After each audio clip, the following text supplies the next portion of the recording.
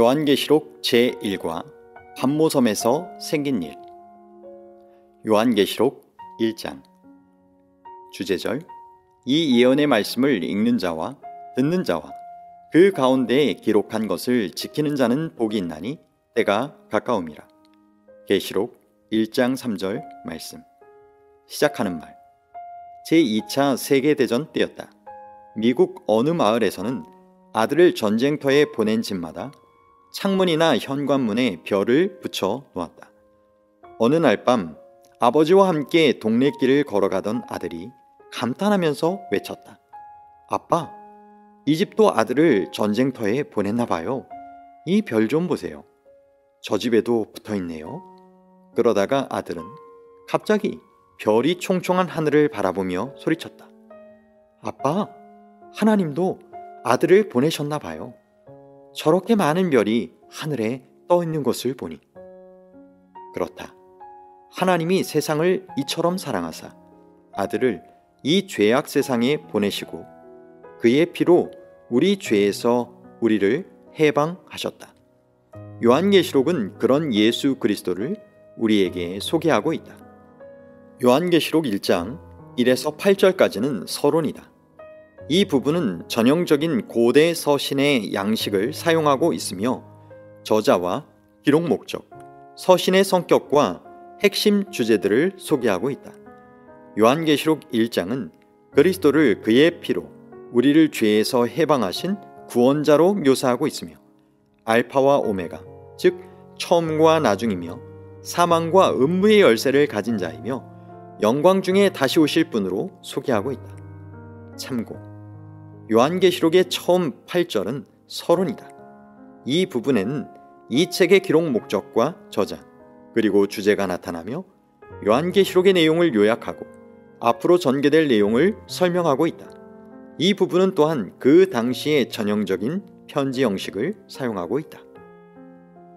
1. 요한계시록의 저자는 누구이며 계시의 목적은 무엇인가? 예수 그리스도의 계시라. 이는 하나님이 그에게 주사 반드시 속히 일어날 일들을 그 종들에게 보이시려고 그의 천사를 그 종 요한에게 보내어 알게 하신 것이라. 계시록 1장 1절 말씀. 설명. 이 책이 예수 그리스도의 계시라고 명백히 밝혔기 때문에 이 책의 저자는 요한이 아니라 예수 그리스도이시다. 사도 요한은 그가 본 것과 들은 것을 기록한 기자에 불과했다. 그러므로 요한계시록은 인간의 글이 아니다. 하늘에서 온 계시의 말씀이다. 계시란 헬라어 아포칼립시스에서 온 말로 베일을 벗기다, 뚜껑을 열다라는 의미를 가지고 있다.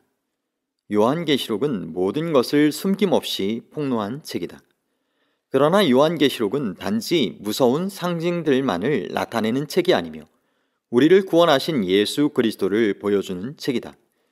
요한계시록의 주제는 처음부터 끝까지 예수 그리스도이다.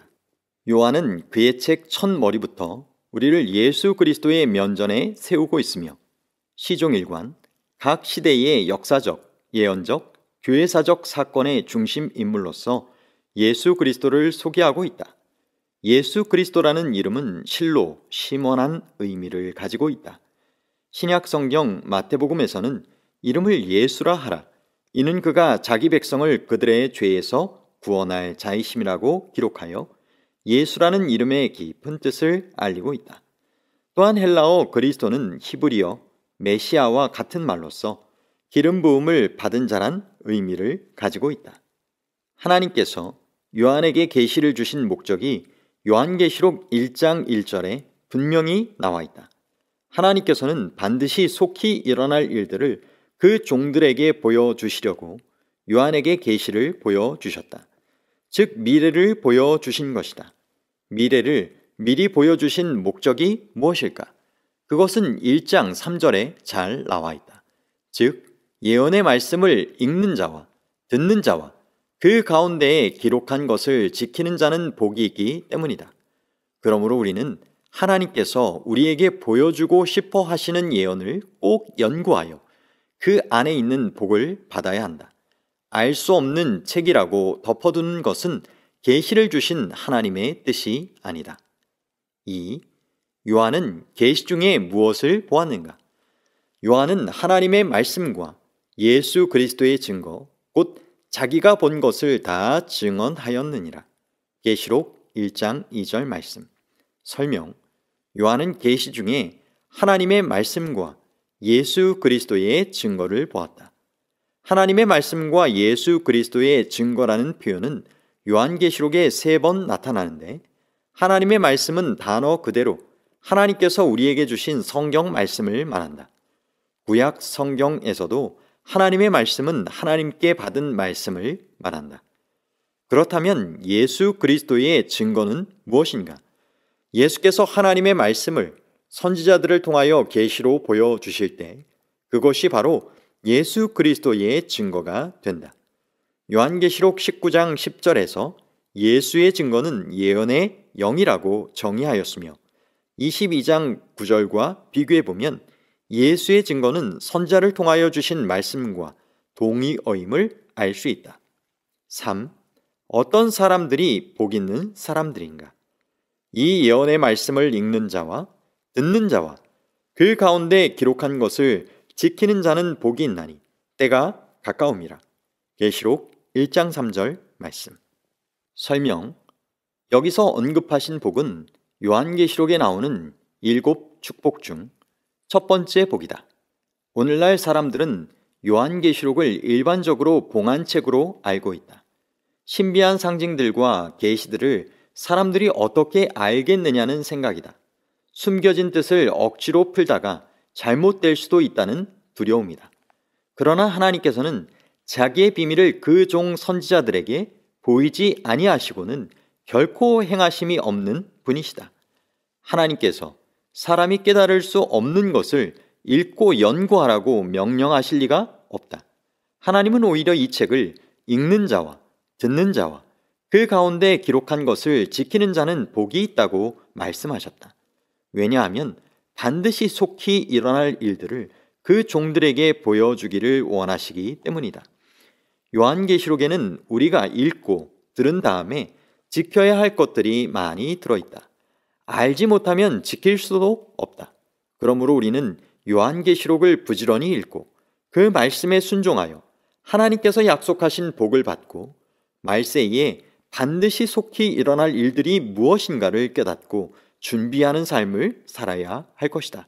세상의 마지막 때가 가깝기 때문이다. 4. 요한은 이 계시를 누구에게 써 보내었는가? 요한은 아시아에 있는 7교회에 편지하노니 이르되 내가 보는 것을 두루마리에 써서 에베소, 서머나, 버가모, 두아디라, 사데, 빌라델비아, 라오디게아 등 7교회에 보내라 하시기로. 계시록 1장 4절 11절 말씀. 설명. 요한계시록은 편지이다. 1차적으로는 당시 로마의 영토였던 소아시아에 실제하는 7교회에 보낸 편지인 것이다. 여기서 말하는 아시아는 오늘날의 터키 공화국에 속해 있는 지역이다. 7은 요한계시록의 거룩한 수이며 완전 혹은 충만의 뜻을 나타내는 상징적 숫자이다. 요한계시록은 7교회, 7인, 7나팔, 7재앙, 7우레 등과 같이 7이란 숫자를 거듭 사용했다. 에베소, 서머나, 버가모, 두아디라, 사데, 빌라델비아, 라오디게아는 요한 당시 소아시아에 있던 실제 지명이며 요한의 편지도 실제로 그 교회들에 보내져 회람되었다고 본다. 성경에 나타나는 숫자의 상징적 의미. 1. 1은 유일하신 하나님을 상징한다. 주도 하나이고 믿음도 하나이요 침례도 하나이다. 3. 7이나 12와 함께 완전 혹은 영원을 의미하는 수이다. 2개의 선은 면을 만들지 못하지만 3개의 선은 비로소 넓이를 만들어낸다. 2개보다는 3개의 다리가 물체를 세우는데 더 안정감이 있다. 삼위일체의 하나님도 3이며 예수님에게는 3명의 수제자가 있었다. 그러나 3분의 1이라고 하면 불완전하고 미완성된 일부를 의미한다. 사탄이 하늘 천사의 3분의 1을 유혹했기 때문에 때로는 사탄의 영향권이 미치는 사탄적인 수가 되기도 한다. 4. 땅의 사방처럼 방위를 나타낼 때 혹은 상징적으로 온 세상을 나타낼 때 쓰인다. 6. 7이 완전수인데 1이 모자람으로 불완전한 수이다. 고대의 바벨론이 육진법을 사용하였기 때문에 바벨론의 수이며 666은 사탄의 수이기도 하다. 7. 완전과 충만함을 나타내는 수이다. 하나님은 일곱째 날 세상을 창조하신 후 안식하셨다. 요한계시록도 일곱 촛대, 일곱인, 일곱 나팔, 일곱 우레 등을 사용한다. 12. 조직의 완전수이다. 이스라엘은 12지파로 되어 있으며 예수님은 12제자를 선택하셨고 새 예루살렘 도성은 12기초석과 12진주문 등을 가지고 있다. 40. 훈련과 교육의 수이며 인간의 한계를 나타내는 수이다. 노아 홍수 때 비가 40주야 동안 쏟아졌으며 모세는 광야에서 40년을 지냈고 이스라엘 백성도 광야에서 40년을 훈련받았다. 모세는 시내산에서 하나님과 40일을 머물렀으며 예수님은 40일 동안 금식하고 시험을 받으셨다. 144. 3은 삼위일체를 가리키는 하나님의 수이며 4는 동서남북 네 방위에 근거한 땅과 우주의 수인데 이 두 수를 곱한 12는 성경에서 완전수이다. 따라서 12의 제곱인 144는 최상의 완전수를 의미한다. 거기에 충만을 나타내는 10의 세제곱을 곱하여 14만 4천이 이루어지는 것이다. 그러므로 14만 4천은 충만하고 완전한 수를 상징한다. 저자 소개. 5. 요한은 삼위일체 하나님을 어떻게 소개하였는가? 이제도 계시고 전에도 계셨고 장차 오실 이와 그의 보좌 앞에 있는 일곱 영과 또 충성된 증인으로 죽은 자들 가운데에서 먼저 나시고 땅의 임금들의 머리가 되신 예수 그리스도로 말미암아 은혜와 평강이 너희에게 있기를 원하노라. 계시록 1장 4에서 5절 말씀. 설명.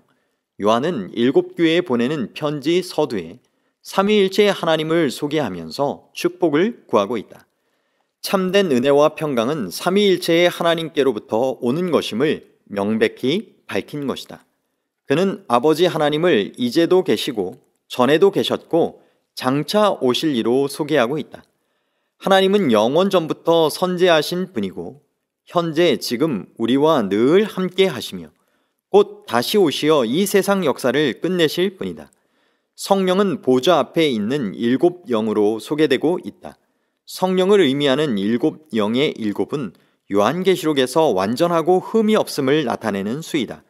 예수 그리스도는 충성된 증인으로 죽은 자들 가운데서 먼저 나시고 땅의 임금들의 머리가 되신 분으로 나타난다. 요한계시록 1장 5절에서는 그리스도를 세 가지로 묘사하고 있다. 첫째, 예수 그리스도는 충성된 증인이시다. 그분은 십자가의 죽음으로써 하나님의 사랑을 증거하셨고 복음에 충성된 증인이 되셨다. 둘째로 예수 그리스도는 죽었다가 부활한 사람 중에 으뜸이 되신 분이시다. 제일 먼저 부활하셨다는 말이 아니라 제일 뛰어나신 분이라는 뜻이다. 셋째로 예수 그리스도는 또한 땅의 임금들의 머리가 되신 분이다. 그분은 역사의 주인이시며 왕들을 패하시고 왕들을 세우시는 분이다.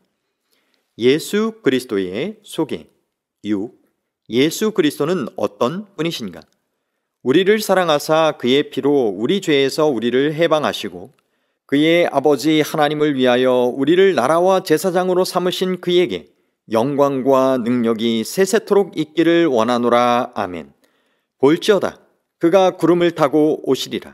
각 사람의 눈이 그를 보겠고 그를 찌른 자들도 볼 것이요 땅에 있는 모든 족속이 그로 말미암아 애곡하리니 그러하리라. 아멘. 계시록 1장 5에서 7절 말씀. 설명. 인사를 끝낸 요한은 이제 이 모든 계시를 주신 그리스도에 대해 우리에게 구체적으로 소개하고 있다. 요한 당시의 교회들은 그 당시 널리 퍼져 있던 원시 영지주의 이단 때문에 고통을 받고 있었다.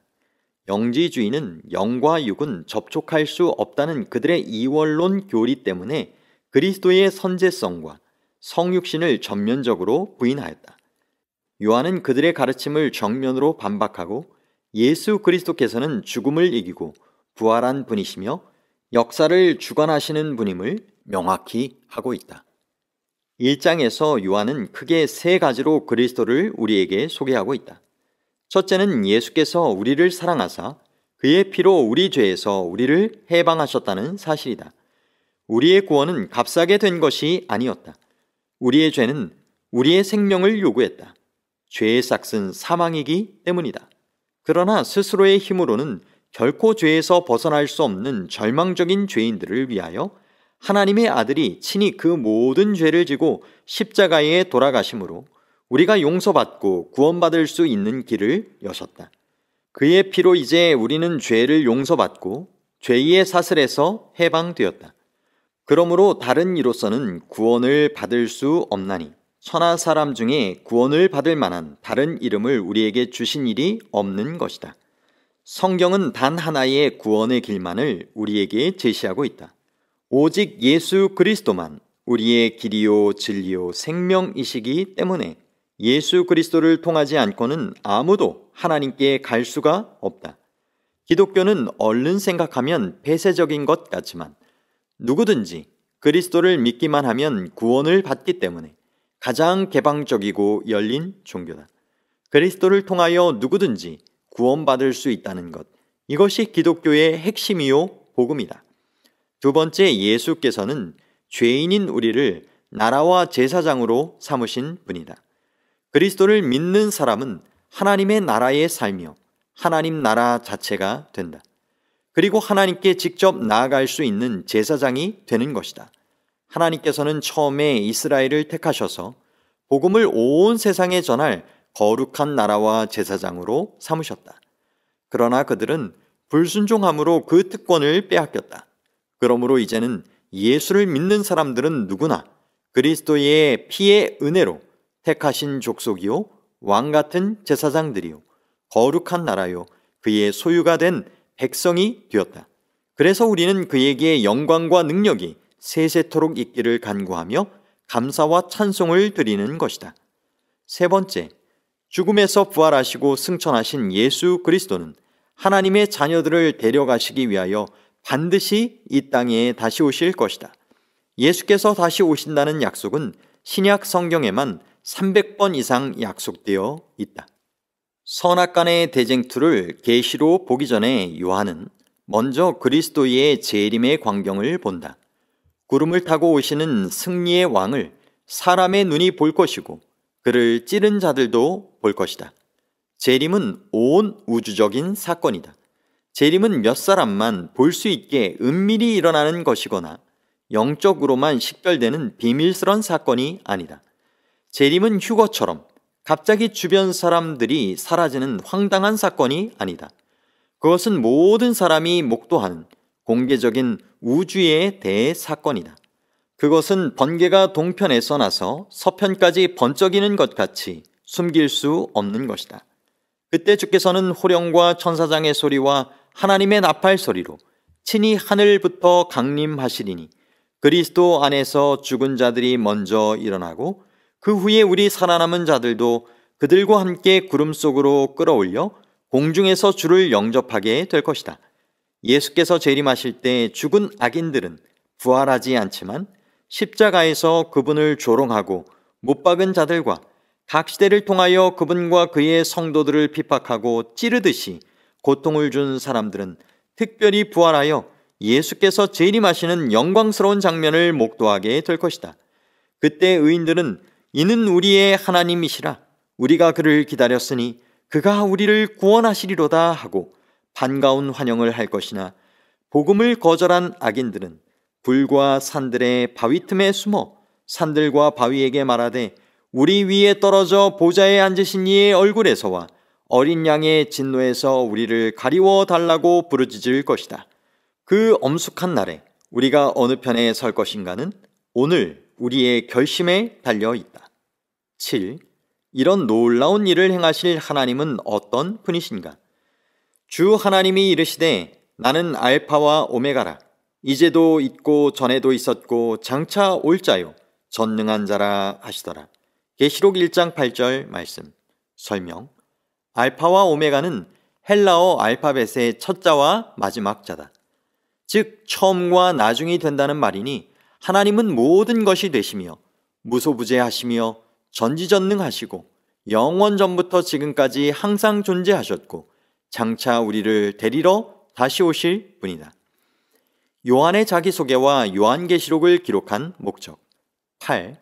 이 편지를 기록할 당시 요한은 어떤 형편에 처해 있었는가? 나 요한은 너희 형제요 예수의 환난과 나라와 참음에 동참하는 자라. 하나님의 말씀과 예수를 증언하였으므로 말미암아 밤모라 하는 섬에 있었더니. 계시록 1장 9절 말씀. 설명. 요한은 우리를 형제라고 부르고 있다. 다 같은 하나님의 자녀요 예수 믿는 환난과 인내와 하나님의 나라에 동참하기 때문이다. 그리스도인들의 가슴에는 같은 십자가의 보혈이 흐르고 있다. 그래서 한 핏줄이다. 요한은 자신이 밤모라는 섬에 있다고 말한다.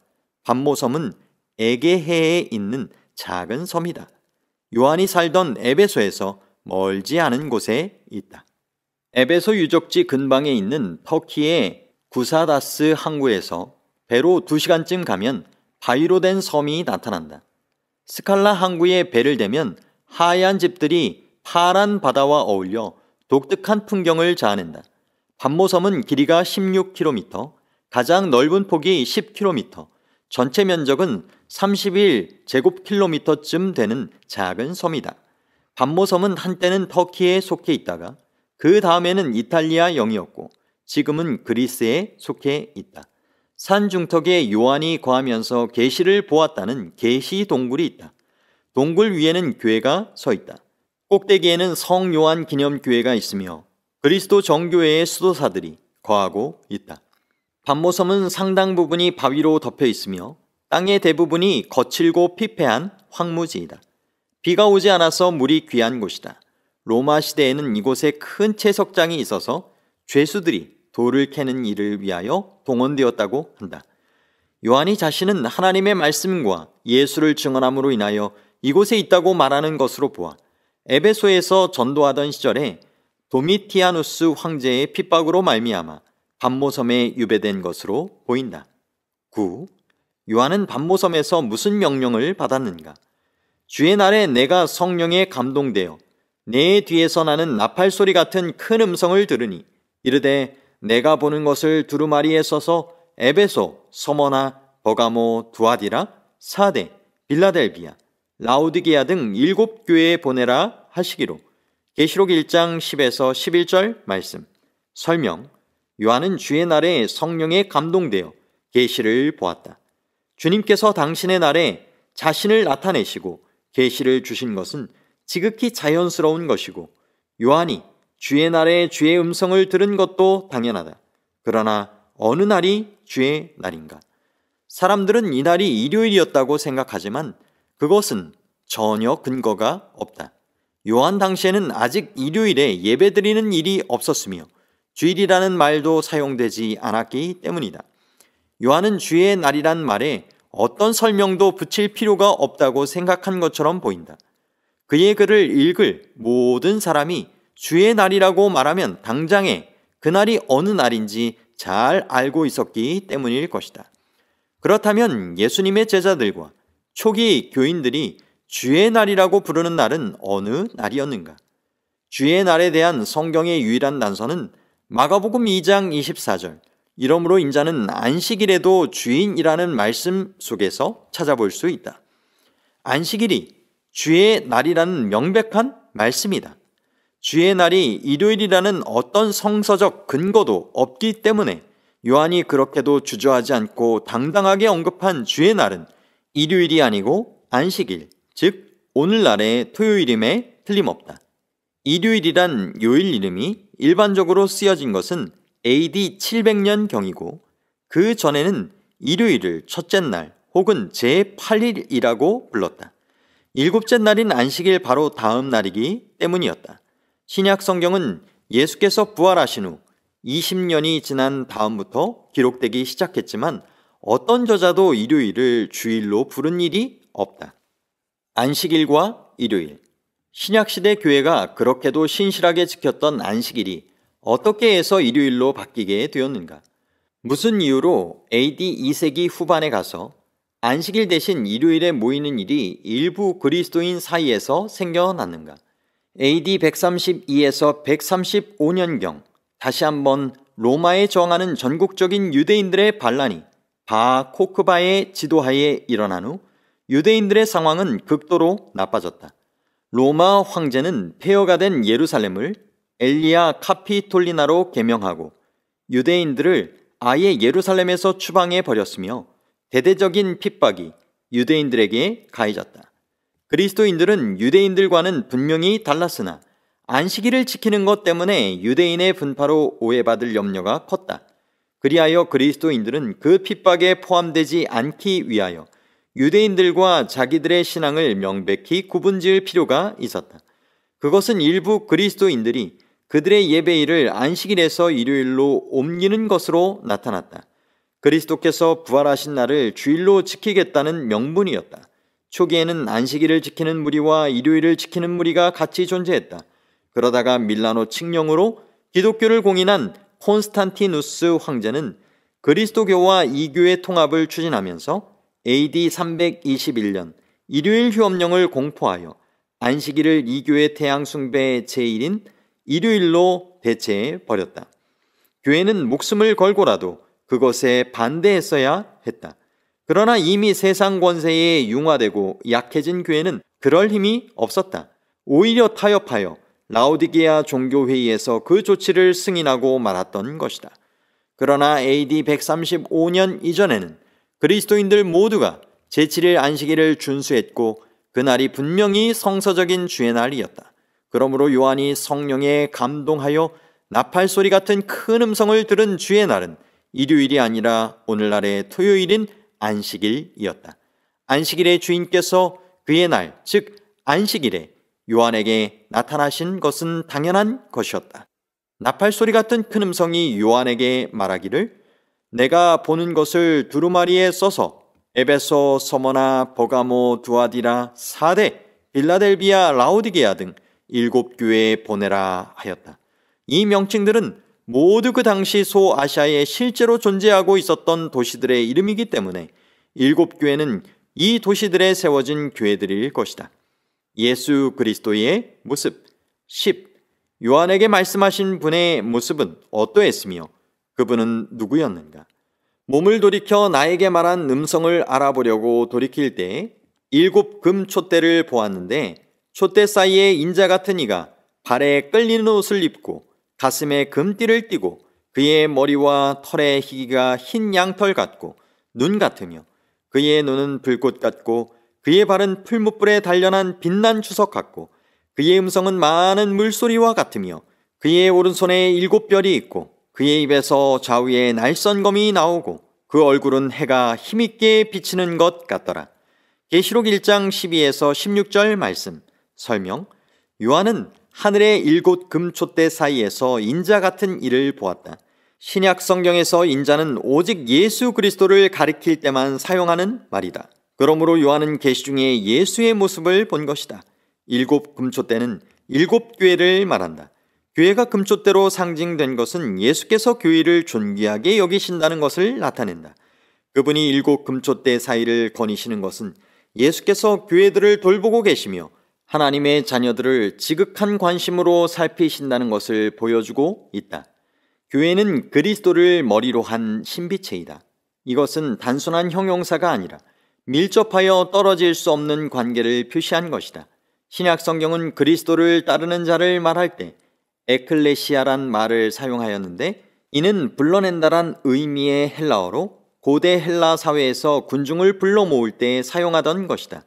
또 이것은 히브리어 칼이란 말과 동의어로서 여기에서 영어의 call, 즉 부른다란 말이 생기게 되었다. 대저교회란 불러낸 자의 단체이다. 교회는 금초대요 그 주요 목적은 주위 사람들을 위하여 진리의 빛을 널리 비추며 또 그리스도를 증거하는 데 있다. 발에 끌리는 옷을 입고 가슴에 금띠를 띄었다는 것은 예수께서 제사장의 옷을 입고 하늘 성소에서 우리를 위하여 대제사장으로서 봉사하고 계시다는 것을 말해주고 있다. 그 머리와 털의 희기가 흰 양털 같고 눈 같다는 표현은 무엇을 의미하는가? 요한계시록 전체를 통하여 흰색은 영광과 승리와 순결의 상징이고 그리스도의 현현의 상징이었다. 흰색은 또한 하늘 백성의 옷 색깔이고 하나님의 보좌도 흰색이다. 높임을 받으신 그리스도의 머리와 털은 희기가 흰 양털 같으며 진실한 신앙인들은 새 이름을 기록한 흰돌을 받으며 또 그들은 흰옷을 입는다. 24장로들도 흰옷을 입으며 순교자들과 셀 수 없는 큰 무리도 모두 흰옷을 입는다. 인자가 흰 구름 위에 앉아 계시며 다시 오실 때도 그는 흰 말을 타고 계시며 그를 수행하는 하늘의 군대도 흰옷을 입고 백마를 타고 있다. 그의 눈은 불꽃 같고 그의 발은 풀무불에 단련한 빛난 주석 같고 그의 음성은 많은 물소리와 같으며 그의 오른손에 7별이 있고 그의 입에서 좌우에 날선 검이 나오고 그 얼굴은 해가 힘있게 비치는 것 같더라는 표현은 예수님의 꿰뚫어 보시는 통찰력과 그의 견고하심과 장엄하신 위엄을 말하고 있다. 그가 오른손에 가지고 있는 7별은 7교회의 사자다. 하나님의 교회의 복음 전도자들과 지도자들을 예수께서는 오른손으로 친히 도우시고 지키신다. 그분의 입에서는 날선 검과 같은 하나님의 말씀이 나오며 그의 얼굴은 해처럼 빛나는 엄숙함과 밝음을 지니고 있다. 11. 요한은 그 앞에서 어떻게 되었으며 그분은 스스로를 어떻게 소개하였는가? 내가 볼 때에 그의 발 앞에 엎드러져 죽은 자 같이 되매 그가 오른손을 내게 얹고 이르시되 두려워하지 말라. 나는 처음이요 마지막이니 곧 살아있는 자라. 내가 전에 죽었었노라. 볼지어다 이제 세세토록 살아있어 사망과 음부의 열쇠를 가졌노니. 계시록 1장 17에서 18절 말씀. 설명. 요한은 예수께서 이 세상에 계실 때 그분의 사랑하는 제자였다. 요한은 예수께서 어떻게 반대를 당하셨으며 고통을 견디셨는지 잘 알고 있었다. 요한은 예수께서 겟셋마네 동산에서 고민하시며 땀이 핏방울처럼 흘러내리는 것을 본 사람이었다. 그는 예수께서 십자가에 달리시어 마지막 숨을 거두시는 것을 친히 본 제자였다. 그런데 계시 중에 그가 본 예수님은 더 이상 고난의 종이 아니었다. 그를 두르고 있는 영광이 너무나 장엄하기 때문에 요한은 그 발 앞에 엎드러져 죽은 자같이 의식을 잃었다. 그때였다. 옛날과 똑같이 부드러운 오른손이 그에게 얹혀지면서 다정한 목소리가 들렸다. 두려워하지 말라. 요한은 그 목소리를 잘 알았다.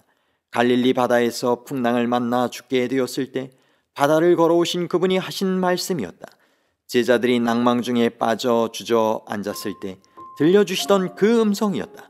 예수께서는 자신을 처음이요 마지막이라고 소개하셨다. 이미 언급된 알파와 오메가란 말과 같은 뜻이다. 변함없으신 그분의 존재와 품성을 잘 드러낸 말이다.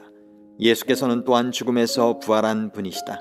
그리고 영원히 살아계셔서 사망과 음부의 열쇠를 가진 분이시다. 다시 말하면 죽음을 정복한 분이시고 우리를 죽음에서 건져 주실 수 있는 유일하신 분인 것이다. 12. 요한은 어떤 지시를 받았는가? 그러므로 내가 본 것과 지금 있는 일과 장차 될 일을 기록하라. 내가 본 것은 내 오른손에 7별의 비밀과 또 7 금촛대라. 7별은 7교회의 사자요 7 촛대는 7교회니라. 계시록 1장 19에서 20절 말씀.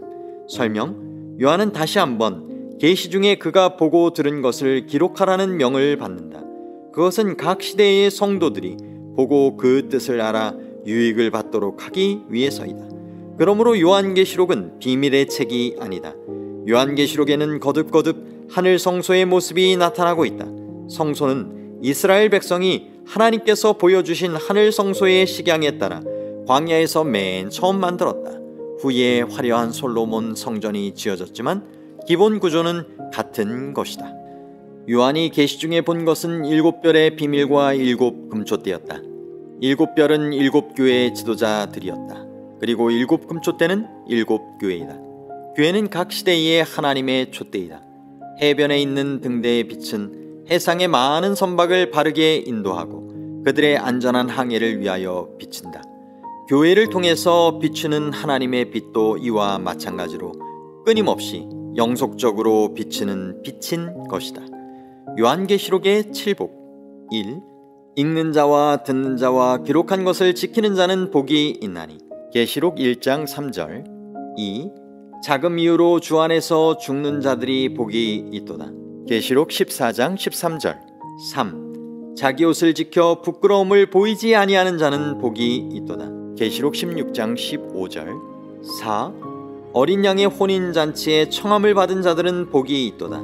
계시록 19장 9절 5. 첫째 부활에 참여하는 자들은 복이 있고. 계시록 20장 6절 6. 이 두루마리의 예언의 말씀을 지키는 자는 복이 있으리라. 계시록 22장 7절 7. 자기 두루마기를 빠는 자들은 복이 있으니. 계시록 22장 14절 오늘의 명상. 나는 오늘을 어떻게 살아가고 있는가? 이렇게 흘러 떠내려 가듯이 살아도 되는 것일까? 하나님이 살아계시고 어느 날 역사가 끝난다면 내 운명은 어떻게 될 것인가? 우리 가정의 구원은 누가 책임질 것인가? 하나님의 아들이신 예수께서 우리를 사랑하사 그의 피로 우리 죄에서 우리를 해방하셨는데 우리는 그의 고귀한 피처럼 가치 있게 살고 있는가?